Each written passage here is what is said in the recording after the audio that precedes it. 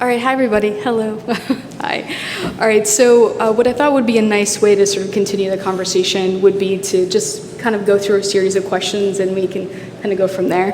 One of the things that I'd like everyone to do, whether you're in the overflow or here, is to think about some things you'd like to ask the artists. There's not a lot of opportunities now with some of the restrictions to actually talk to artists in person. So if you have questions about how someone made something or how they came about with the project, this is a good time to do that. All right, so let's get started.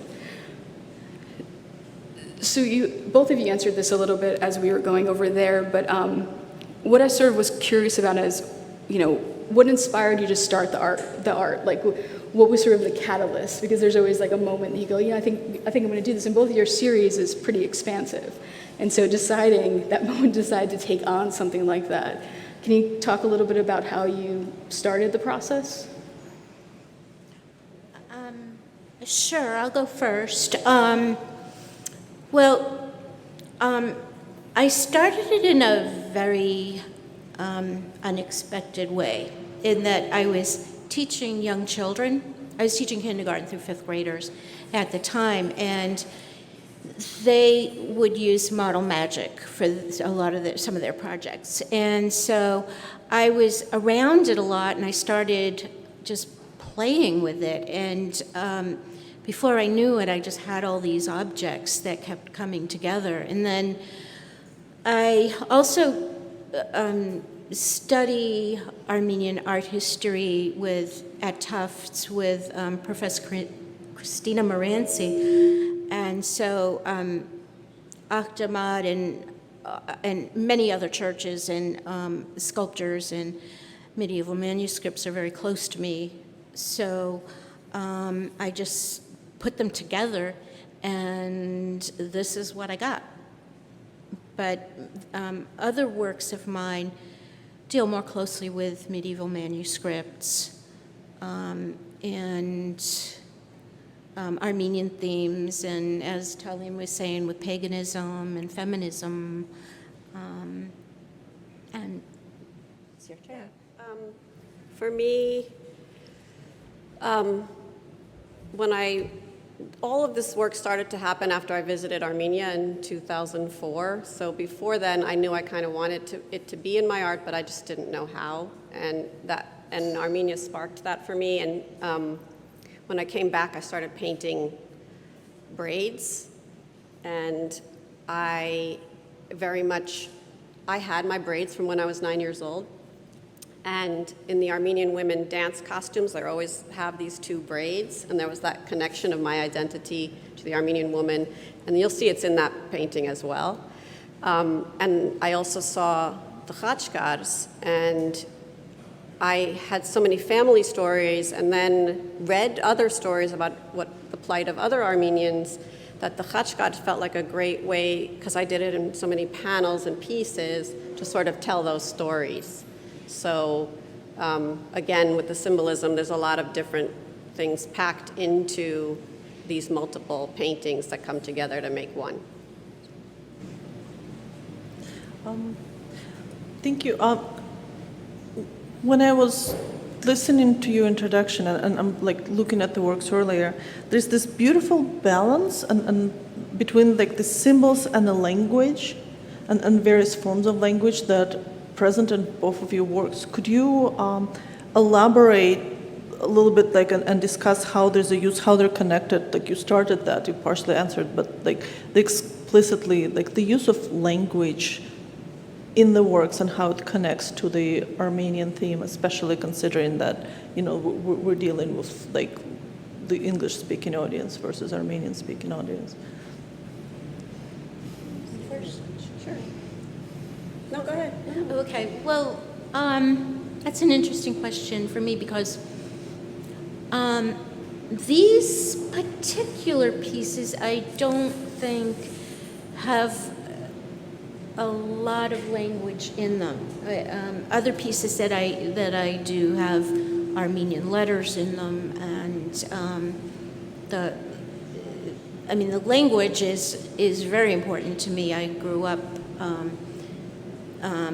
being told you have to know Armenian, and that was my first language, and I didn't know English until I started school.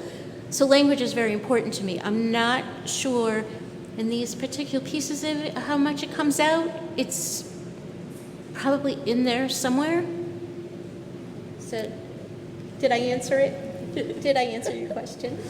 Yeah, for me, I mean, I just talked about the letters, so that's very specific. I'm similar to Marsha in that Armenian was my first language. Once I went to school, I started to lose it more.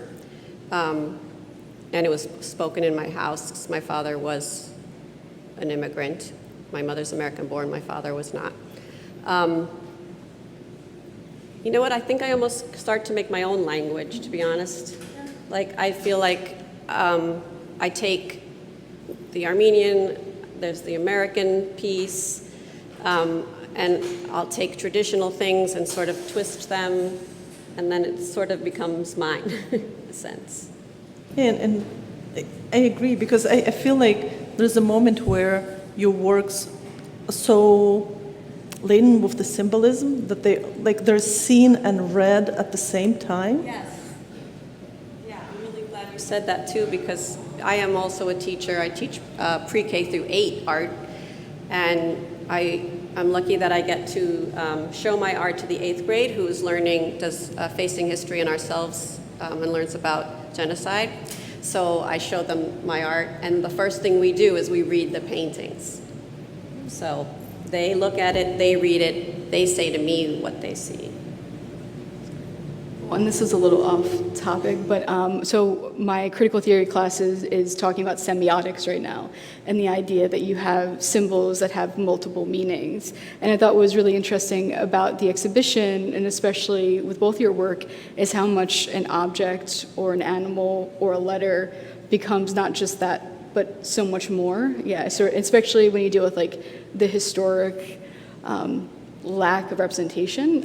Even doing the graphic design for the catalog, your essay, we had to sort of make from scratch one of the, because there just wasn't any content in programs. And I think that's a testimony to the idea that this is also a way of continuing that, right? And maybe in a way that we don't necessarily have, right? Yeah. So I thought it was interesting to think of those symbols as so much more than just that one thing. Yeah. Yep. So I'm going to ask a little bit about one of the threads I tried to weave through the exhibition was family and storytelling. Because I think one of the unique aspects of the show is that everyone in the show told me a story about their own family, and that's not something you typically have as a curator. And so I wanted both of you to speak a little bit of how important family and storytelling was part of that process for you. Me again? Okay, sure. Well, one of my grandmothers, my mother's mother, was from Istanbul. She survived the genocide. She actually escaped before it came to her, but she was a remarkable storyteller. She was a fashion designer, seamstress, and so there were lots of materials and fabric and stuff. But she told lots of stories, and I remember especially she would tell Aesop's fables.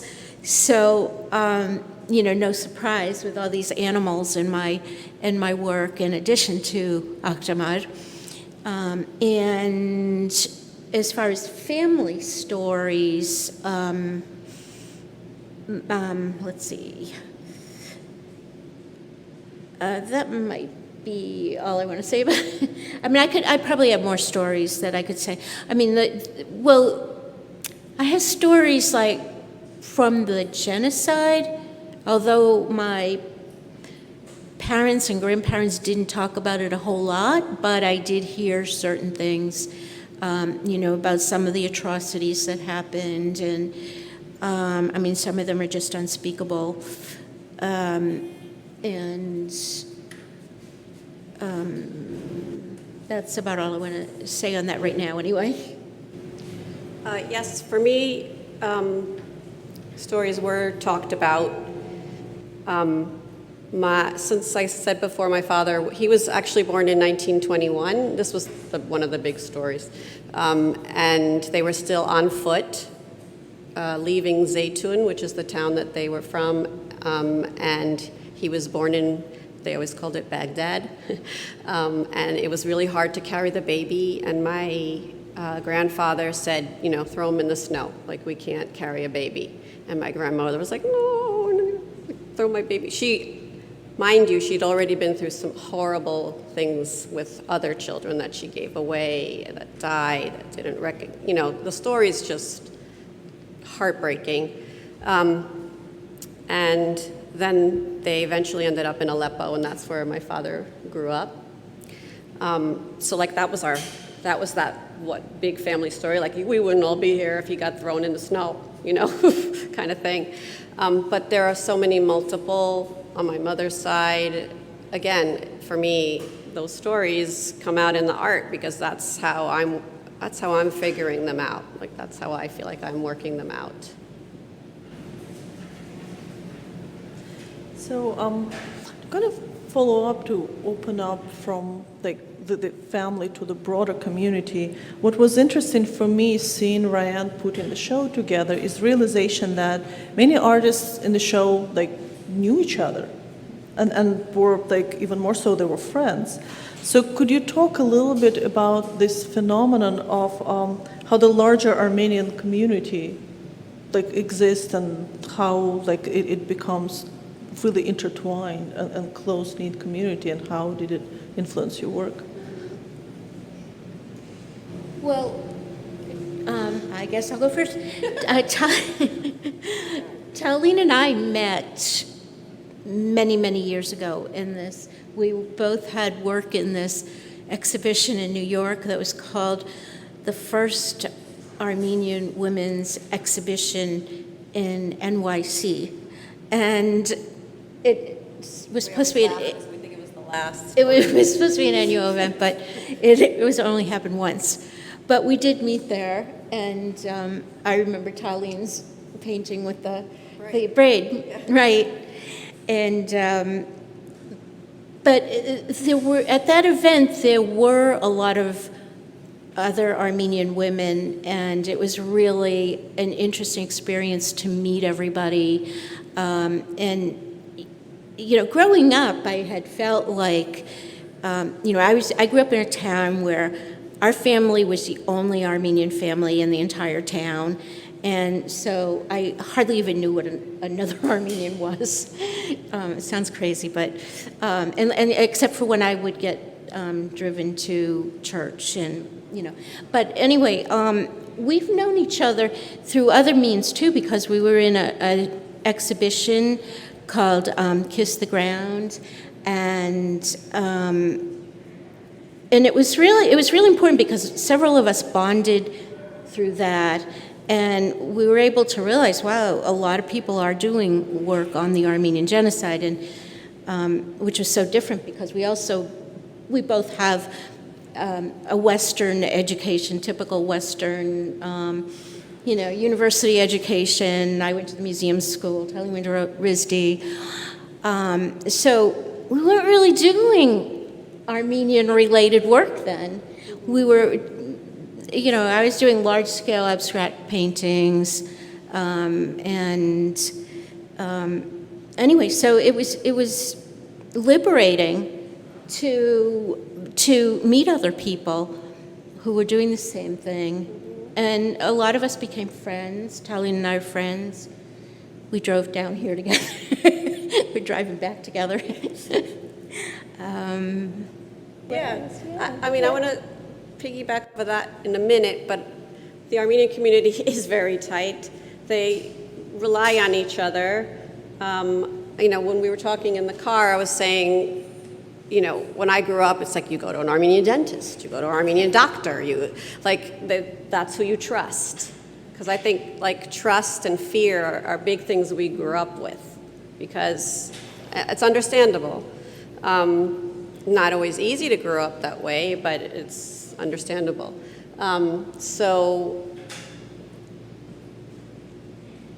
having that community can be strong and empowering. It could also make you want to seek out and go out of that community and see what else is going on. But like Marsha said, we were lucky to have shown together and with a few other artists. And for me, the car ride over here was really wonderful because we really got to talk about our backgrounds, the similarities. We used our language, we laughed, and it's so nice to have another woman artist that understands so much of what I'm doing and each other's doing. We should also mention that Kiss the Ground was curated by Hell, my husband. Yeah. Who I also met, and, Yes. and that catalog was a big influence on sort of a little bit of the approach that I took as well, because the catalog is a really sort of, story-based catalog, and I thought that was a really interesting idea.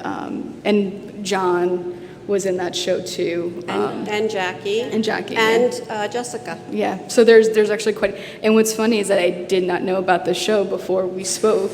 I think I'd seen one element of it, but didn't realize what other artists were in it other than just that an exhibition. And so when I tied it together, I realized how close the community was in this one area, which again, I've never curated a show where almost everybody I talk to knows either each other or someone else in the show. Yeah, Silvina and Deanna knew each other without me realizing it too. So it is pretty interesting how tight-knit that community is. Yeah, that's typical. Jessica, Talin, and I were also in another show called Resiliency and Resistance in a gallery that I curated. It's like amplifying each other's voice. That's sort of the, when we were looking for artists, there were even, hey, you should check out this artist or check. So I thought that was actually really unique and pretty wonderful. Yeah. So a couple of things that I think you've mentioned a little bit is what I was sort of wondering is, for me, part of the show's, again, connecting thread is intergenerational trauma. That's an element that we see, because I think we often don't think about trauma as something that's passed down, right? We think of it as like solitary, like one person. But in reality, a lot of communities are dealing with intergenerational trauma, right? It's passed down through decades, if not centuries, right? And that those impact the way we move through the world. And so my thought, this question is just thinking about, that is a thread through everything. But how does that idea of trauma impact in the way you create or what you make? And also, kind of the other part of that, how does resiliency build into that as well? I'm trying to think. Do you want to go first on I that? can. Yeah. So again, one of the things we were talking about, integrational trauma, and I was intergenerational. Sorry, I caught it. And yeah, you can't not. And especially, I didn't understand that as a child, ways that my father was about things, and very, very strict and very, he was also an Armenian priest. I can look back now and see things and understand them more, why he was the way he was. And when I was talking to Marsha, I was using the example of my mother lived through the Depression. So do we waste things? No. That's just, things are trickled down, things are brought down, and it comes into our work. And I talked before about fear. I was raised a lot with fear-based. I can understand that. But I also was brought up to feel proud of who I am, strong in who I am. There was even a little ditty my dad used to have me sing that I'm not going to sing for you, but it had to do with being strong and being his daughter. And I want my work to be loud. I want it to be seen and heard. And so it kind of comes around, Well, what I want to just add to that is that my work always deals with the past, present, and the future, And so there's no way I can escape, genocide. And as I was talking about earlier when I was showing my work, is that my work even goes further back than the genocide to the Armenia's golden age, and then even further back into like pagan times or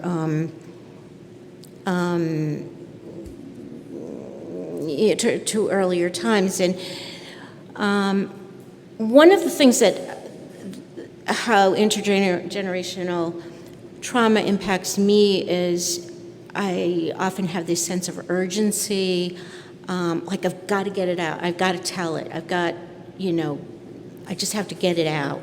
And also, as Talin was saying, fear. And, fear of like being kidnapped, fear of somebody, breaking into the house. I was telling Talin on the way over here when we were talking about intergenerational trauma well, first of all, I shared, until I was 7, I shared a bedroom with my paternal grandmother who lived through the genocide. She was 19 during the deportations. Her husband, her father, and brothers were all hung in the town square.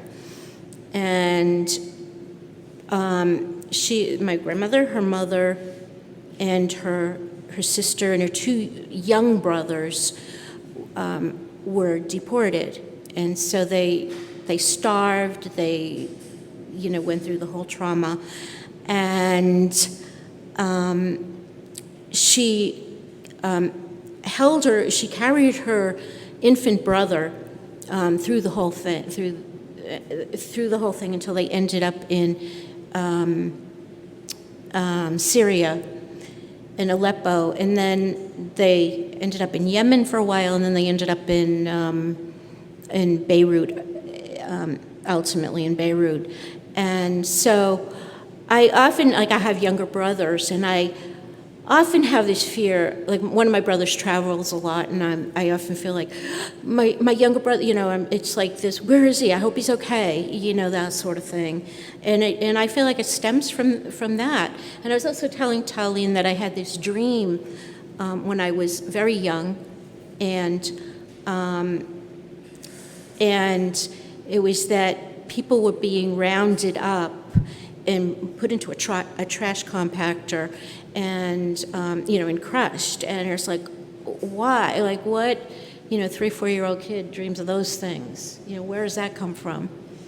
But that it comes out in the art. It's how I cope with it, how I organize it, deal with it. And so a little off book, but you mentioned it before. From my experience with the show and hearing artists talk about their families, there seems to be a lot of silence, a lot of kind of pulled back stories. I don't want to talk about this. There's like Jessica talked a little bit about that when we spoke about not being able to get her grandmother to talk about it. And that seems to be a very common thing. And one of the things that you just said is sort of counter to that, which is, I want to be loud. I know it's a little off book, but can you talk a little bit about why it's important to be loud and vocal at this point? I also I've heard a lot of that as well, people not wanting to talk about it. And, before, I had an idea in my head that, was our family like that? Before I came here, I called my sister. I'm like, were we? And she said, no, everyone talked about it. So I already grew up with it being talked about. So I didn't have that, be quiet. It's too painful to talk about. Of course, all my grandparents had died before I was born, pretty much. But I had my father, and the stories just trickled down through my siblings who were a lot older than me, and I was always told.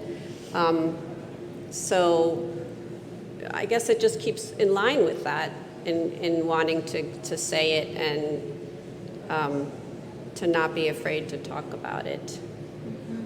I mean, why do you think that's important to have that conversation? Because Jackie earlier was saying I had to do a lot of my own research. My family might not have wanted to share as much, but that it was important to say it now. Like it was important to, even though generations after, like to say it now.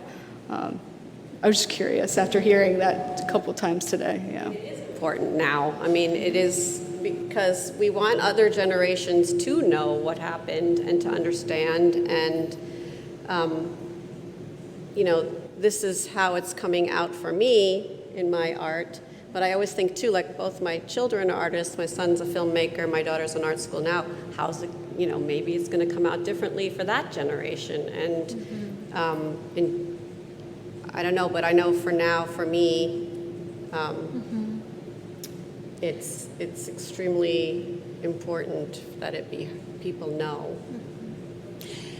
Well, in my case, my paternal grandmother, whose story I just told, would tell me that, things happened. I knew there was genocide, but she always said, I'll tell you more when you're older.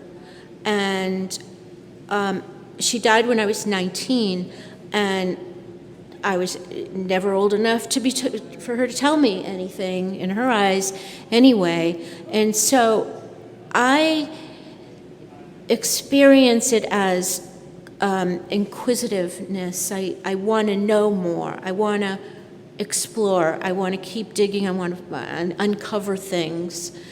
And I've also had the other experience of people wanting to talk about it constantly. I used to get dragged to these events, like dinners, where with all adults, I was the oldest in my family, and they would be talking about the genocide, and and I'd hear people saying, "Okay, enough of that," and then other people just wanting to know more. And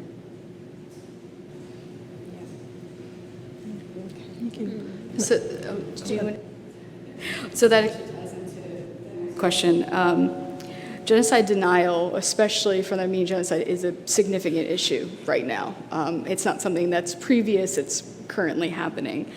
And when we think about that, how do you address that denial within your work or your artistic practice?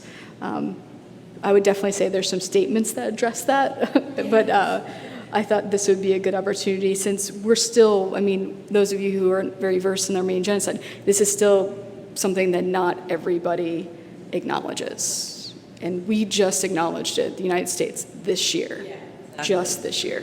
So 106 years? 106 years later, so. okay. Well,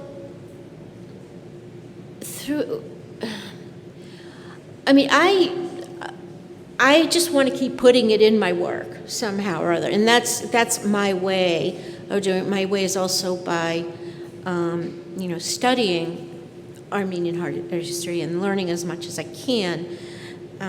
But it's so.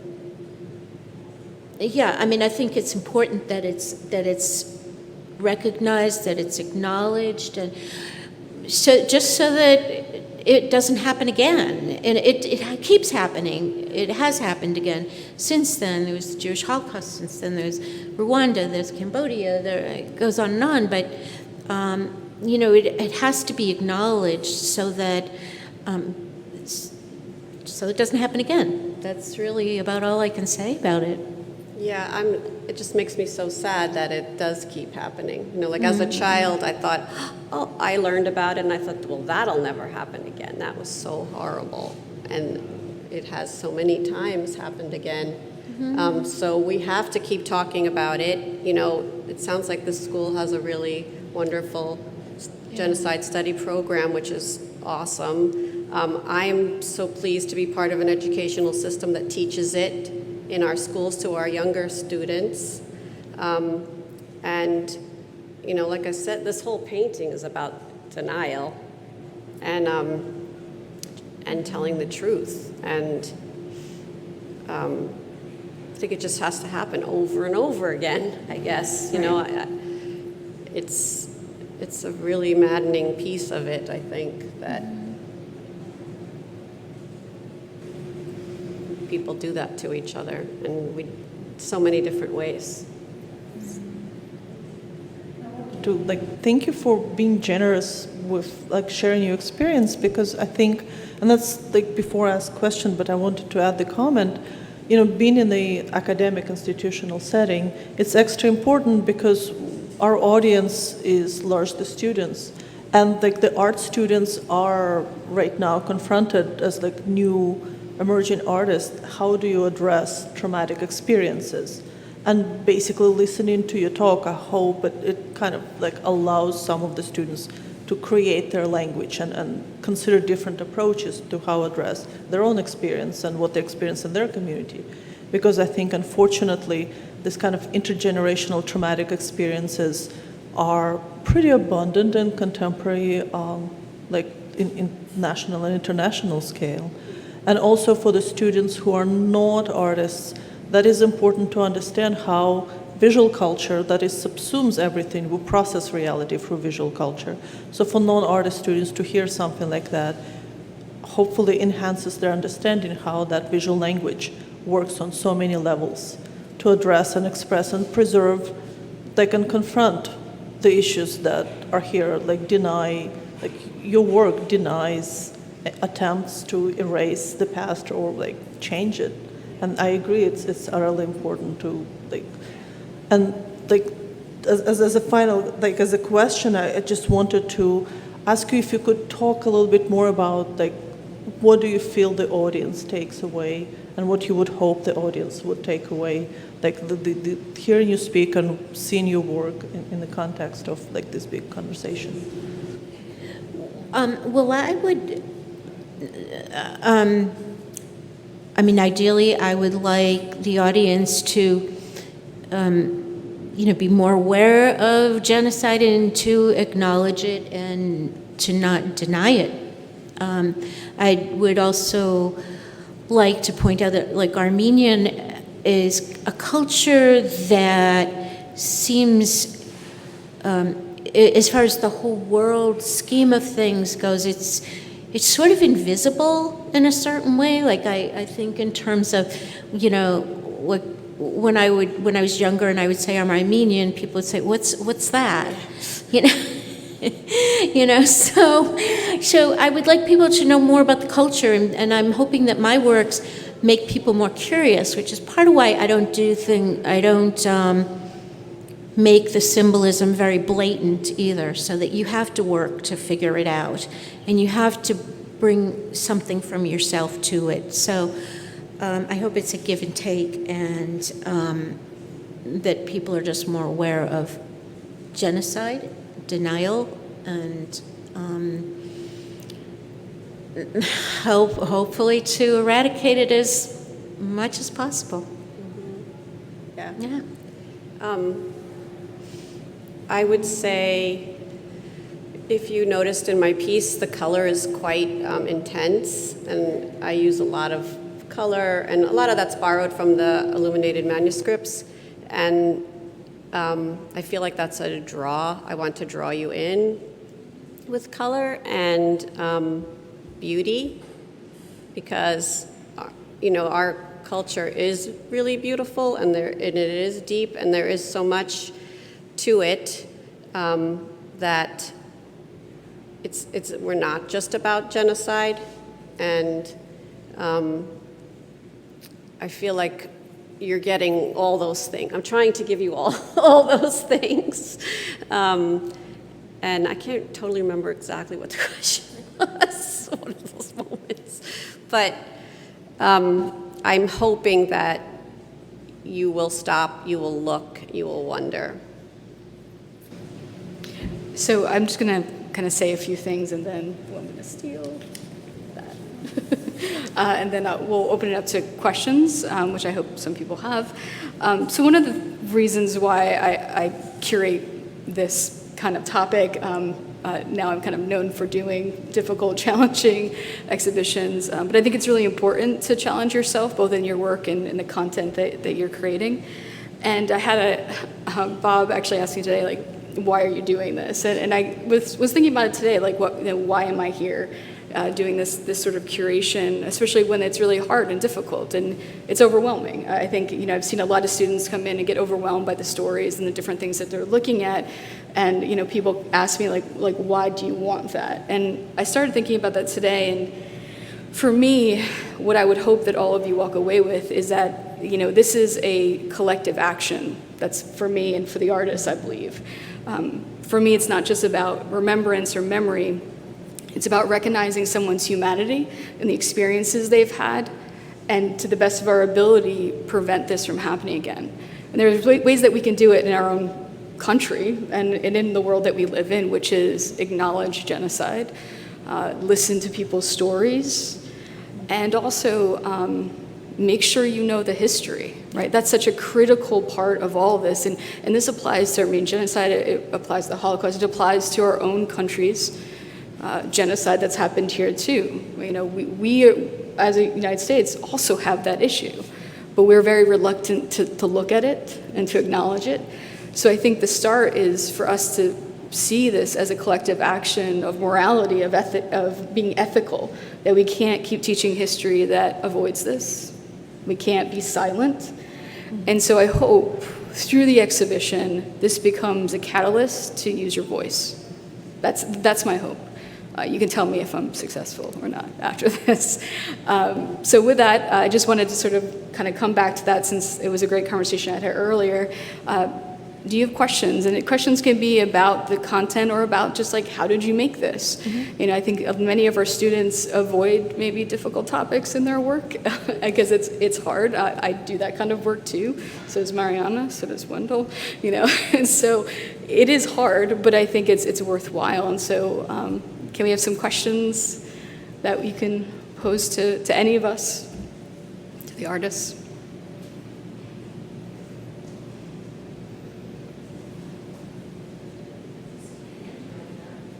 Yeah, there's a microphone that will pass around. I think the only requirement is that because we have a complicated setup, if you have a question, then it should be spoken to the microphone, not just Right. from the audience. Hey, over here. Thank you very much. I have a comment and then a question as well. I want to say thank you for your work. It's definitely informative. This is not something that a topic I was aware of, and all of this art is definitely accomplishing that goal of educating people on the topic, and I just want to thank you for that. The question I have is about the painting, your piece over here. It's a technical question. When you attacked the piece, I know you said it was 16 feet long. Was that the original plan, to have it as separate pieces? Or did you originally have it as one piece? How did you attack such a large piece? I really hope someday to show it in its 16 feet. That's how I'd like to show it. But I knew that was not going to be easy. So showing it side by side like this has an impact as well, because the ones that I took the measurements off of do stand side by side. So it's two 16-footers, mine are two 8. Someday I hope that it will be shown that way, and because it'll be so high that people will have binoculars to look at it.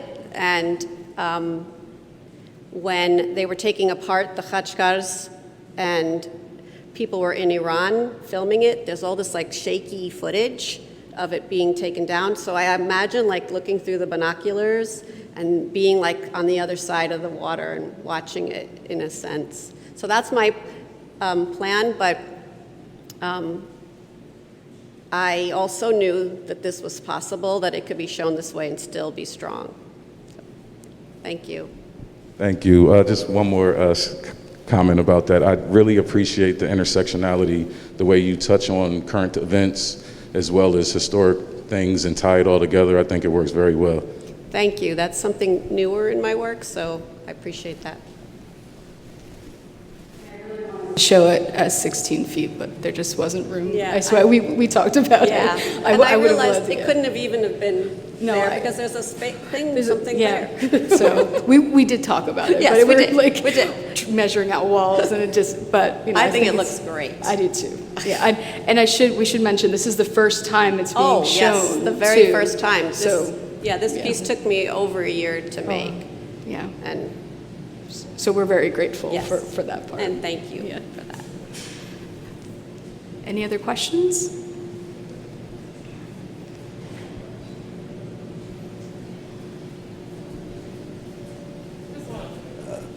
Real quick before I ask, I just want to say good luck in the 16-inch, by the way. As both of you were making your pieces, what exactly did you use? Like, what was going on in your head? What made you want to make those pieces in the first place? Well, I had been already working with Armenian medieval manuscripts, and so the themes were already there. And for me, this was just a change of medium, really, because I'm primarily a painter. So the imagery was already there. And I'm, interested in, history. I'm interested in feminism. I'm interested in, some philosophy, religion to an extent. So it all just came together in that way. Yeah, and for me, is what I described before. I read an article about these khachkars that were eradicated, and I'd always seen pictures of them, like tons of them. We're talking 10,000 of these all together, and then I found out they're gone. Then that just like I had to make something. So that was really my big spark. Thank you. A trip that I took to Akhtamad and spent a day there just exploring the imagery. So.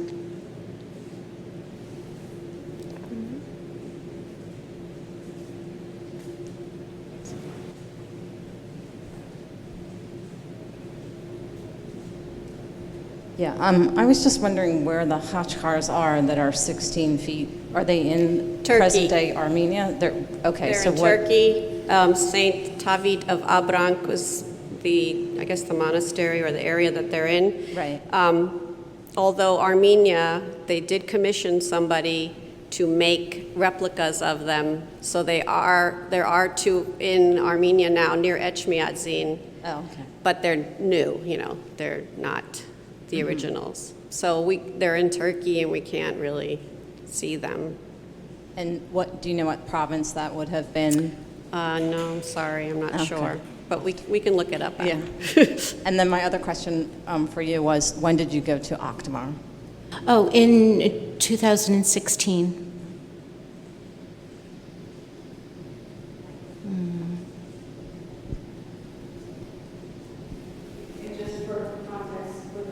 Who don't know, Turkey denies the Armenian genocide for context. I don't know if everyone knows that, but that's an important contextual element. Yeah. So I wanted to elaborate on the question about the khachkars. So were they just taken apart to be stolen, or were they intentionally just felt that there needed to be more eradication of these? So from what I know, actually, if some were saved, a few were saved and brought over to Armenia, not many. They were removed, and in some cases the stone was used to build other things, and some cases it was just downright break it and throw it in the river Arax. You mean so that there was no reminder of... There was no. Reminder of the genocide? Was it Right. an attempt to... They never existed. We were never there. The Armenians were never there. And like I said, well, maybe I didn't say it this time. The Azerbaijan government says we didn't take those away because they never existed. So we couldn't have taken them away. They weren't even there, but they were. And that's considered the final stage of genocide is eradicating the culture. Yeah. So Destroying the it's culture. cultural genocide, and that's more what, for me, what this piece is about. And it's happening now. It's happening right now.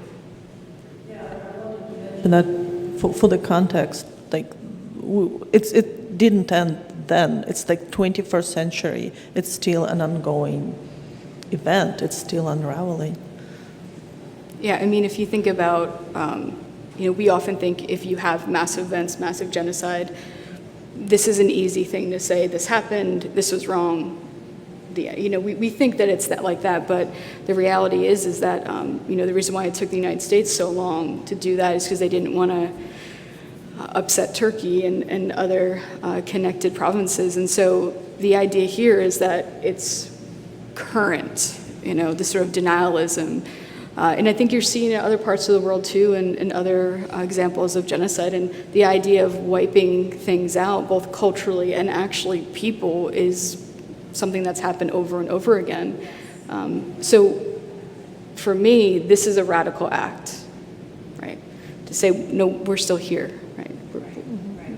And a year ago, September, the war in Artsakh broke out in Azerbaijan, and I mean, it's a long story, but the Armenians were pushed out of this area in Artsakh that they lived and they were indigenous to, and now things are all happening culturally to what was left behind.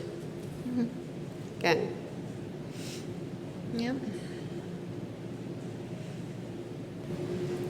Any other questions that we can get into? Okay. So a couple of recommendations on my end. Please read Asia's essay.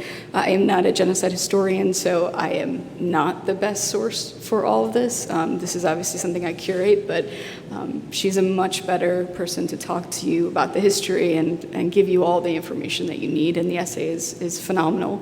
And also to read Susan Allen's essay about their family, which is chronicled through Mary's work that we have over here.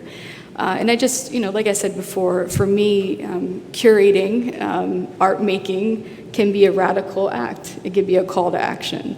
And so I hope that this makes you inspired and curious to dig deeper and to vocalize it, to teach history that is inclusive of even the hardest events. And so that's my hope. But I also want to take a moment to thank everybody here, the artists, for making a very long trip here. Yes. Mariana, who's been extremely supportive through this whole process, Denise, who literally put basically everything in the show and was incredible, and also to Michael McGarvey, who designed this incredible piece back here when I could not and probably should not have. So it's beautiful. And I just also thank you to everybody here for coming and to seeing the show. Please spread the word. Tell people to come see the exhibit. This is just something I'm particularly proud of, and I hope that everybody can see it and use it for their classes or take it with them and tell other people. Again, silence is a problem. Be loud. I like the be loud. Yeah. So thank you all very much. Thank you.